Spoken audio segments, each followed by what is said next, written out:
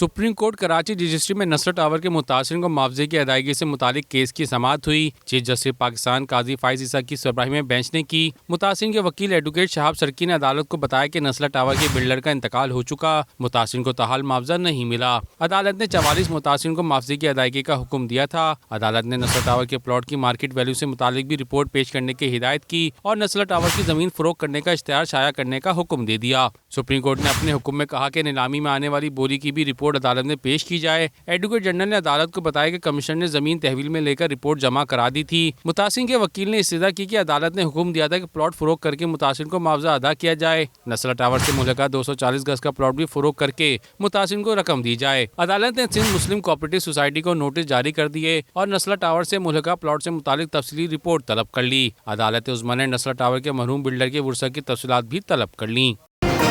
Metro one news, ہر پل کی خبر۔